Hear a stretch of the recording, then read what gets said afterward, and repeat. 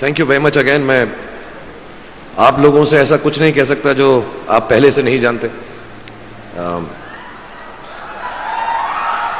Sorry, मुझे बहुत गर्मी लग रही थी इसलिए मुझे वो उतारना पड़ा, वरना मैं पहने रखता। लेकिन सिर्फ दो चार बातें बोल दूंगा मैं आपको, क्योंकि मैं यहाँ पर आया हूँ और मुझे बहुत फ़क्र होता है जब तालीम कोई हासिल करता है। मैं भी सराफ साहब को भी यही बता रहा था, मुझे खुद जो है बहुत प्राइड होती है जब लोग पढ़ाई लिखाई करते हैं। मुझे लगता है तालीम से ज़्यादा अहम कोई भी चीज़ दुनिया में नहीं है। और जैसा मैंने आपसे कहा, इस वक्त ये जो आपका मुकाम है, ये जो उम्र है आपकी, इस उम्र में आप में सबसे ज़्यादा जज्बा होगा, सबसे ज़्यादा ब्रेन सेल्स होंगे और सबसे ज़्यादा बाल होंगे। कुछ सालों बाद जज्बा भी कम हो जाएगा, बाल भी कम हो जाएंगे, ब्रेन सेल्स भी कम हो जाएंगे। सो ये जो मौका आपको ज़िंदगी ने दिया है, ये जो थ्रेशोल्ड पर आप हैं, जब आप बाहर जाएंगे, काम करना शुरू करेंगे और पढ़ाई करेंगे, आप में से कुछ ग्रेजुएट हो रहे हैं, कुछ पोस्ट ग्रेजुएट हो रहे हैं, बहुत सारे अभी पीएचडी हासिल करके गए। आप लोगों को सिर्फ इतना कहना चाहूँगा कि जैसे आपकी सोच है, जो आपके दिल में आए, ज़िंदगी भर सिर्फ वही कीजिएगा। क्योंकि जब आप मेरी उम्र के होंगे या अपने माँ बाप की उम्र के होंगे, अपने टीचर्स की उम्र के होंगे, तो कहीं ना कहीं दिल में कोई ना कोई रिग्रेट रह जाती है कि मैंने वो क्यों नहीं किया। तो हर लड़के और हर लड़की को मैं सिर्फ यही कहूँगा, प्लीज़ जो दिल में आए इस उम्र में ज़रूर कीजिएगा। मेरे जो वालिद थे, मैंने जैसे बताया बहुत पढ़े लिखे थे, तो उन्होंने बहुत गरीब भी थे, उनको कभी कोई नौकरी नहीं मिली, हार्डली उनके पास पैसे होते थे। जो भी बिजनेस उन्होंने शुरू किया, इतनी तालीम हासिल करने के बाद भी वो फेलियर ही रहा। लेकिन उन्होंने बहुत प्यार दिया, और क्योंकि उनके पास पैसे नहीं होते थे तो मेरे हर जन्मदिन पे अपनी कोई पुरानी चीज़ मुझको दे दिया करते थे। तो पहली पुरानी चीज़ जो, और बहुत बड़ा चढ़ा के उर्दू में अच्छे अच्छे अल्फाज यूज़ करके मुझे इंप्रेस करते थे कि बहुत अच्छा प्रेजेंट दिया है मुझको। तो वो मुझे पहली चीज़ उन्होंने मुझे, ये मैं हर जगह पर बोलता हूँ, स्कूल के बच्चों के फंक्शन पे, येल यूनिवर्सिटी में, एडिनबरा में, क्योंकि आप लोग सब अपनी लाइफ के उस थ्रेशोल्ड पे हैं जहाँ से आपको कामयाबी हासिल करनी है इंशाल्लाह। सो पहली चीज़ जो उन्होंने मुझे दी थी, उन्होंने मुझे अपना शतरंज का सेट दिया था, टूटा फूटा सा। वो शतरंज हर रोज़ खेलते थे। हनुमान मंदिर के जो हेड प्रीस्ट थे, पंडित थे, उनके साथ रात को जाके मेरे वालिद जो हैं शतरंज खेलते थे। और उन्होंने मुझे कहा कि शतरंज से आप ज़िंदगी के बारे में बहुत कुछ चीज़ें सीख सकते हैं। पहली ये कि कोऑपरेशन और साथ मिलजुल कर काम कैसे करना है। दूसरी ये कि ज़िंदगी में आगे बढ़ने के लिए कभी कभी पीछे भी हटना पड़ता है। तीसरी ये कि जो छोटे लोग होते हैं, जो आप समझते हैं, कई लोग ऐसी बात मानते हैं, जो पॉन्स होते हैं, जो प्यादे होते हैं, उनकी सबसे ज़्यादा इज्जत करना ज़िंदगी के अंदर। कोई भी इंसान छोटा नहीं होता, हमेशा हमेशा ज़िंदगी में काम आता है। और कामयाबी हासिल करने के लिए आखिरी बात शतरंज ये सिखाती है हमको कि कभी कभी जिस चीज़ से सबसे ज़्यादा लगाव होता है, जैसे रानी से अमूमन हो जाता है, कभी कभी उसे भी सैक्रिफाइस करना पड़ता है आगे बढ़ने के लिए। दूसरी चीज़ जो उन्होंने मुझे दी, मेरे पास है वक्त, 2 मिनट बोल सकता हूँ मैं, सॉरी। दूसरी चीज़ जो उन्होंने मुझे दी थी, वो एक टाइपराइटर दिया था। आज के ज़माने में आई डोंट थिंक किसी को, बहुत सारे बच्चे होंगे यहाँ पे जिनको मालूम भी नहीं होगा टाइपराइटर कैसा लगता है। अब सब कंप्यूटर पे काम करते हैं।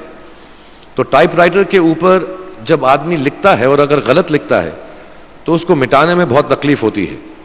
सो you have to be very diligent, बहुत ध्यान से लिखना पड़ता है। हम गलती नहीं कर सकते। और टाइपेक्स यूज़ करते थे टाइप को निकालने के लिए, कभी उंगली फंस जाती थी उसकी कीज के बीच में, मगर बहुत मेहनत से, बहुत डिलिजेंस से काम करना पड़ता था। तो जब मैं उस पर टाइपिंग सीखा स्कूल में कॉमर्स करते वक्त, so the only thing I realize is that practice makes you perfect. तो जो भी काम आप जिंदगी में करें उसको डिलिजेंस से करें, ऐसा करें कि कोई गलती ना हो, अपना पूरा दिमाग लगा कर करें, सोच समझ कर करें। ऐसे करें कि ये काम जिंदगी में आपका पहला काम है और इसके बाद आपको मौका नहीं मिलेगा, और शायद ये काम आपका जिंदगी का आखिरी काम है, इसके बाद फिर मौका नहीं मिलेगा। So do it with that kind of diligence. तीसरी चीज उन्होंने मुझे कैमरा दी थी, क्योंकि बहुत गरीब थे, वो कैमरा चलता नहीं था बिल्कुल भी, सिर्फ उसके व्यू फाइंडर से बड़ी अच्छी अच्छी तस्वीरें दिख जाती थी, लेकिन खिंचती बिल्कुल भी नहीं थी। और इससे मुझे उन्होंने सीख दी कि जो हमारी क्रिएटिविटी होती है, हम जो भी, कभी कभी हमारी हॉबी होती है, कभी कभी हमारा उससे प्यार होता है, लेकिन हम उसको अपनी नौकरी नहीं बना सकते, अपना काम नहीं बना सकते। बहुत कम लोग ऐसे फॉर्चुनेट होते हैं जैसे मैं हूं कि जो मेरी हॉबी थी, जिस चीज से मुझे प्यार था, कलाकारी से, एक्टिंग से, वो मेरा पेशा भी बन गया। अमूमन ऐसा होता नहीं है। लेकिन जो हमारी कला है, चाहे वो पोएट्री है, चाहे वो लिखना है, चाहे वो पेंटिंग है, चाहे जो भी चीज, गाना है, अकेले में गाना है, हमारी क्रिएटिविटी जरूरी नहीं है कि दुनिया एक्सेप्ट करे। जैसे उस कैमरा की तस्वीरें दिखती नहीं है लेकिन उसमें देखने से खूबसूरत लगता है हर कुछ, वैसे ही आपकी जो क्रिएटिविटी है वो अपने लिए रखें। क्योंकि जिंदगी में कभी ना कभी, कहीं ना कभी ऐसा मुकाम आएगा जब आप बहुत अकेला फील करेंगे। हो सकता है दुख का समय भी आए।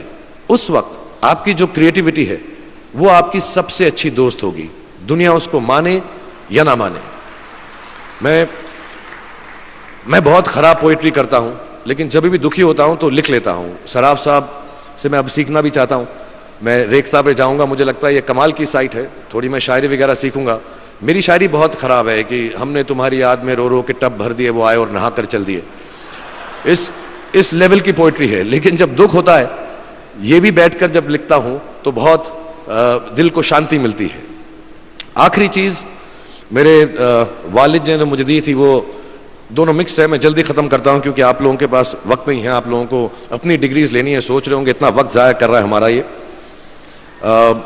तो मैं जल्दी से बताता हूं। एक उन्होंने मुझे कहा, एक सेंस ऑफ ह्यूमर हमेशा रखना जिंदगी में, हंसते हमेशा रहना, एक चाइल्ड लाइक इनोसेंस जरूर रखना। जैसे एक छोटे बच्चे की जो एक इनोसेंस होती है, जो उसका दुनिया की तरफ जो नजरिया होता है बड़ा इनोसेंट सा होता है, उसमें कोई खामी नहीं होती, गलती नहीं होती, अभी दुनियावी बातें नहीं आई होती, तो वैसे ही रखना। कई बार बचपन में मैंने जब बदतमीजी की या कोई गलत काम किया तो उन्होंने सेंस ऑफ ह्यूमर से मुझे बचाया। और जिंदगी भर अगर आप अपने ऊपर, अपने हाल पे, दुनिया पे, क्योंकि लोग आपसे हर कोई बात कहेंगे, अच्छी बात भी कहेंगे, बुरी बात भी कहेंगे, क्योंकि लोगों का काम है कहना। अगर आप उसको एक सेंस ऑफ ह्यूमर से देख सकेंगे तो जिंदगी जो है बहुत बेहतर रहेगी। And last not the least, what my father gave me, what my mother gave me and what your parents have given you, आपके जो पेरेंट्स हैं जो आपको दिया है, वो सबसे बड़ी गिफ्ट है, गिफ्ट ऑफ लाइफ।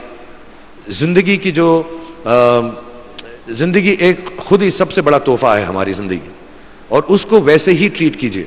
जिंदगी के अंदर जो भी मुकाम आए, जैसी भी चीजें हो, अच्छा हो, बुरा हो, कभी अंधेरा हो, कभी उजाला हो, हर चीज को रिस्पेक्ट कीजिए और जिंदगी में ग्रेस रखिए हर इंसान की तरफ। हर इंसान जो भी आपसे जो भी बात करेगा वो अपनी मुसीबत के हिसाब से करेगा, अपनी हैसियत के हिसाब से करेगा। कभी गलत बात भी बोलेगा, ऊंची बात भी बोलेगा। जब आप काम करेंगे, जब आप बड़ी बड़ी कंपनीज के अंदर नौकरी हासिल करेंगे, आपका हमेशा झगड़ा रहेगा, जो मेरा जूनियर है वो ऐसी बात करता है, मेरा सीनियर जो है ऐसी बात करता है। लेकिन सब जो हैं जिंदगी से जूझ रहे हैं, इस जिंदगी में कुछ बनने की कोशिश कर रहे हैं। सो वो ग्रेस जो है, वो लीवे जो है, हर किसी को दीजिएगा जो आपके साथी हैं, जो आपके साथ साथ काम कर रहे हैं, जो आपका साथ काम नहीं भी कर रहे और जो आपका साथ नहीं भी दे रहे। ग्रेस से बड़ी चीज आप जिंदगी को वापस नहीं लौटा सकते। ये 4-5 चीजें याद रखिएगा। याद रखिएगा, नहीं रहे तो कोई बात नहीं। आप लोग बहुत कुछ अभी इस जगह पर इल्म हासिल कर चुके हैं और मुझे उम्मीद है और मुझे यकीन है कि आप जो भी करेंगे जिंदगी में बहुत कामयाब होंगे। और फिर से मैं मौलाना आज़ाद नेशनल उर्दू यूनिवर्सिटी का शुक्रिया अदा करना चाहूँगा कि मुझे यहाँ पर बुलाया, आपसे मुखातिब होने का मौका दिया। थैंक यू वेरी मच, बहुत बहुत शुक्रिया। और आप, मुझे मालूम है कुछ टीचर्स जो होंगे यहाँ पर बैठे होंगे जो आपके फेवरेट नहीं भी हैं, जो बहुत स्ट्रिक्ट होंगे, डांटते भी होंगे आपको, उनको सबसे ज़्यादा याद रखिएगा जब आप इस यूनिवर्सिटी से बाहर जाएंगे, क्योंकि जो सबसे ज़्यादा टीचर आपसे स्ट्रिक्ट थे वो एक्चुअली सबसे ज़्यादा आपसे प्यार करते थे। Thank you very much for having me here and खुदा हाफिज़। Thank you everyone.